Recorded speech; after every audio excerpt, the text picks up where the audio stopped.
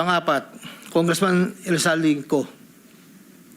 Noong August 20 o September 2021, nagkakilala kami ni Congressman Saldico sa isang pagtitipon meeting sa Shangri-La, Bonifacio. Doon ay napag-usapan namin ang plano ni Kong Saldi na sumubok na magbaba ng pondo papunta sa aking distrito para sa iba't ibang proyekto. Pagkalipas ng higit kumulang na isang buwan mula sa aming unang pagkikita, ako ay nagpasa sa kanyang listahan ng mga proyekto na may kaugnayan sa flood control at ang mga proyekto ito ay lumabas sa General Appropriations Act of 2022 na nagkakahalaga ng, andito po, 1, 2, 3, 4, 5, 6, 6 na proyekto po ito. At ang pagkakatanda ko po ito ay 519 million, ang una po.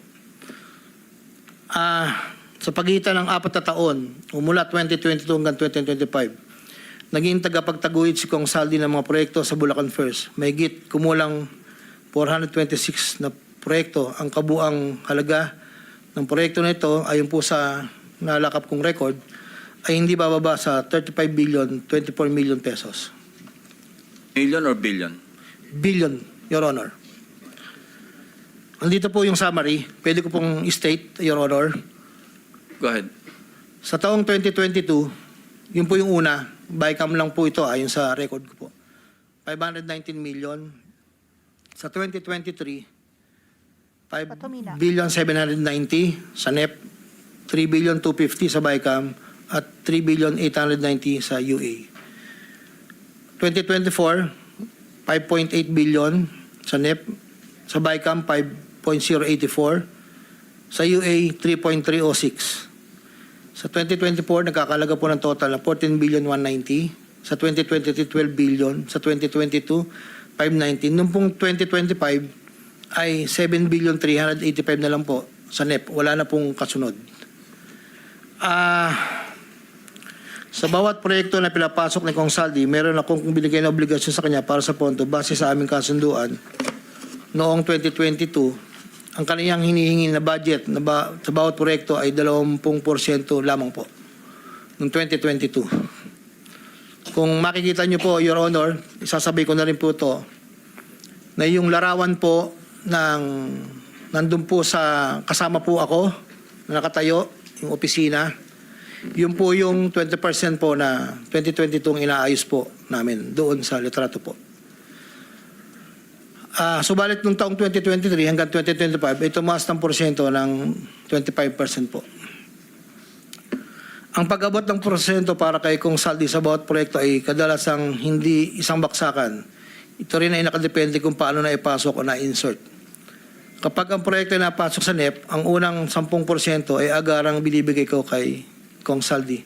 Habang ang balanse na 15% ay paglabas na po ng GAA within 1 to 2 months.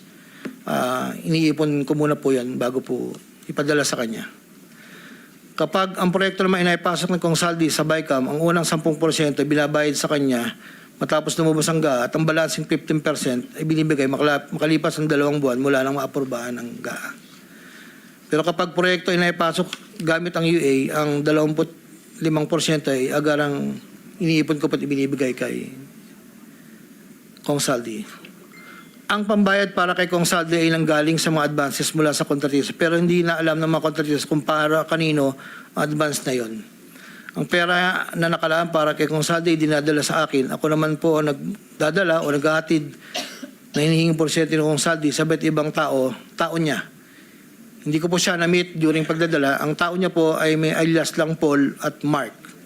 Dahil sila po yung nag-message po sa akin through Viber, disappearing message po iyon, na doon ko po dadalhin.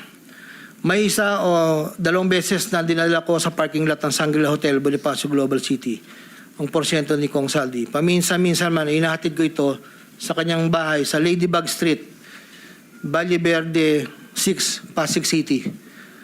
Mula Ortigas po, kakaliwa ka stoplight, may gate ka kanan, kakaliwa ka kanan, makikita na po yung bahay. Minsan po, inuutos ko lang po, minsan po ako po ang nagbababa. May tao lang pong tatanggap, tapos po, iiwalan ko na po. Dinagdag ko na dahil lumulobo ang pondo ng Bulacan, napag-usapan namin kong Saldi na kung meron akong pwedeng mapagbabaan sa iba't ibang district engineering office. Nang dahil dito, nung 2020 hanggang 25, nagbaba si Kong Saldi sa sumusunod.